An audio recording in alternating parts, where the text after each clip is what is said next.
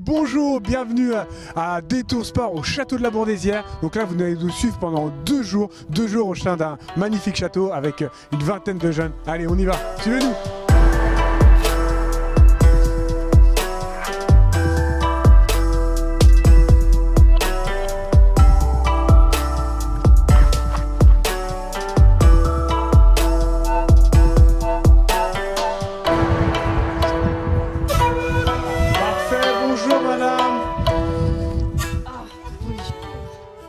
On vient passer la nuit au château de la Bourdaissière. Alors ce qui se passe au château de la Bourdaissière, c'est la venue d'une vingtaine de jeunes garçons et jeunes filles des quartiers prioritaires de la métropole tourangelle qui viennent participer à 2 journées autour de la citoyenneté, autour du bien-être et bien sûr autour du sport au sein du château de la Bourdaissière. C'est des jeunes qu'on avait déjà mobilisés et fait venir du coup au château de la Bourdaissière en octobre dernier. Donc l'idée c'est de faire une continuité et puis de rajouter une journée en plus puisqu'ils vont dormir au château. Donc vraiment l'idée de leur faire découvrir autre chose et vraiment leur montrer un autre environnement et une manière de voir la société.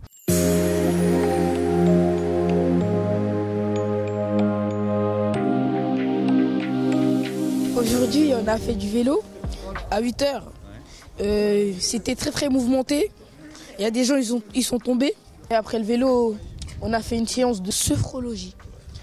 Même si j'ai un peu dormi, c'était très relaxant. On s'est posé. La dame m'a parlé, elle disait vous êtes sur la plage, et on dormait, on devait respirer, des trucs comme ça. Il y a d'autres qui viennent jouer les tours de Tour Nord du Sanitas et il y en a qui viennent de Maryse. Alors au château de la Bourdaissière, il y a beaucoup de raisons.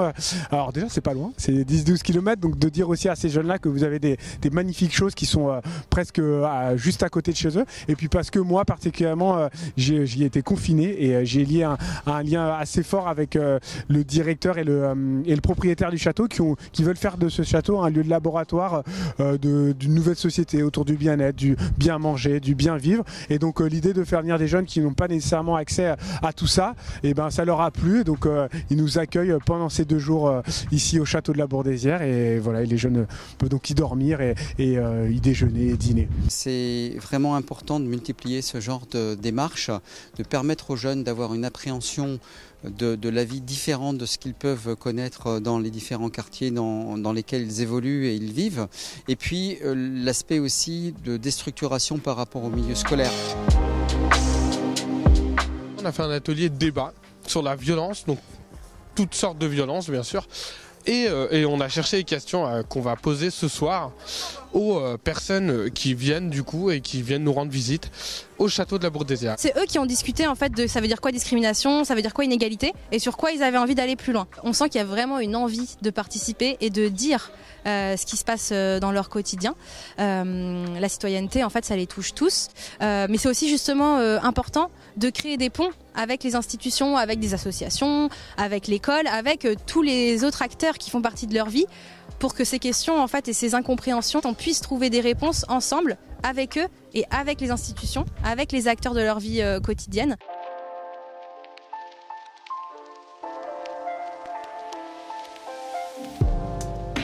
Je vais leur proposer un atelier pâtisserie parce qu'il y a déjà eu une première partie sur une discussion autour de l'alimentation saine. Et là, l'idée, c'est de pouvoir leur proposer un atelier où ils sont acteurs et puis ils peuvent cuisiner. Donc, on va partir sur un moelleux au chocolat.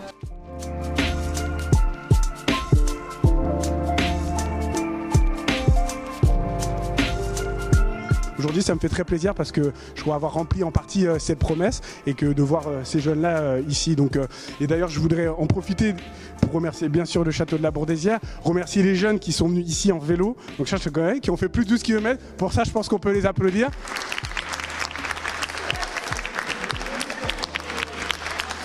Et l'idée, voilà, ça va être de débattre avec chacun de vous. Donc, et je vais donner la parole à Monsieur le sous-préfet. Merci pour cet accueil, merci vraiment pour cette superbe initiative. J'espère que vous en avez conscience, que vous êtes dans un lieu vraiment privilégié, dans des chambres qui sont magnifiques. Mais je trouve ça vraiment très bien de sortir les jeunes, de vous faire découvrir le maximum de choses. Vous êtes jeunes, vous avez la chance, encore voilà, plein d'espoir devant vous, plein de possibilités de découvrir plein de choses. On a préparé des questions qu'ils vont vous poser. Et donc, c'est pas forcément la personne qui va lire qui a posé cette question, mais on les a préparées ensemble. Que se passe-t-il pour les policiers qui ne respectent pas la loi ? Exemple, discrimination, différence de traitement entre les personnes noires et blanches. Je ne voudrais pas que vous ayez une idée qui soit déformée. D'accord, il y a des abus, mais ces abus, ce n'est pas le reflet des pratiques policières. Qu'est-ce qui se passe lorsque le procureur a connaissance de faits graves, illégitimes, qui sont contraires à la loi? Tout simplement, il déclenche une inspection, il fait une enquête et les policiers répondent de leurs actes. Moi, plusieurs fois, j'ai été amené à requérir contre des policiers qui passaient à l'audience parce qu'ils n'avaient pas respecté la loi. Donc, il ne faut pas dire que les policiers sont hors des lois, ils sont totalement soumis aux lois. La loi, elle s'applique pour tous de la même manière. Pourquoi parle-t-on de laïcité seulement dans certaines situations? Exemple, terrorisme, malade mental.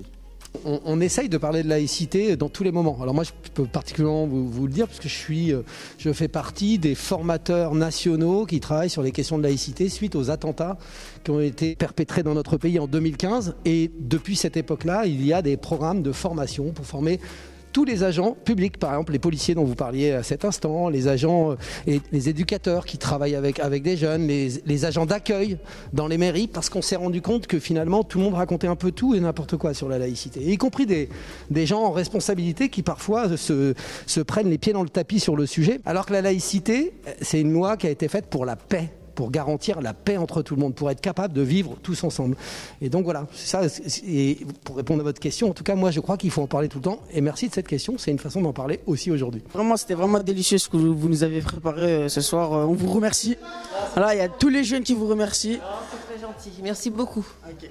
Au revoir et bonne soirée. Du coup là, on est en fin de soirée et du coup c'est l'heure d'aller dormir.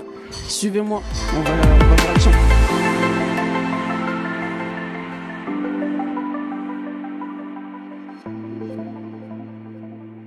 Donc, est-ce que tu as apprécié ce séjour? Oui, j'ai apprécié. Quelle est ton activité préférée? Le débat. C'était intéressant et on a pu se cultiver. Qu'est-ce que tu as pensé de ce séjour au château de la Brodosière? C'est un séjour que j'ai bien aimé parce que j'étais en compagnie de mes potes et aussi on s'est cultivé et tout. Du coup, j'ai bien aimé le séjour. Si c'était à refaire, tu le referais? C'est vraiment une bonne expérience de fou. Puis il y a des bonnes activités. Non, franchement, c'est carré. Vous avez travaillé collectivement, ensemble et tout. T'as bien aimé? Ouais, on apprend à travailler en équipe, après aussi en solo. Et ouais, j'aime bien. Ça crée des nouveaux liens entre quartiers, etc. J'aime bien. Qu'est-ce que tu as ressenti de ces 2 jours avec les jeunes? T'as cohabité même avec les jeunes?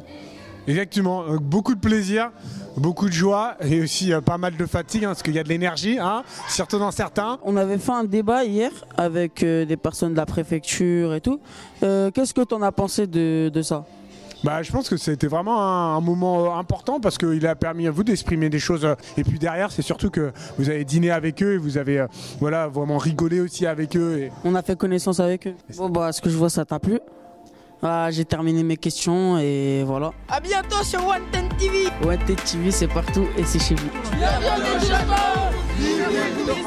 One Ten TV, c'est partout et c'est chez vous. One Ten TV, c'est partout et c'est chez vous.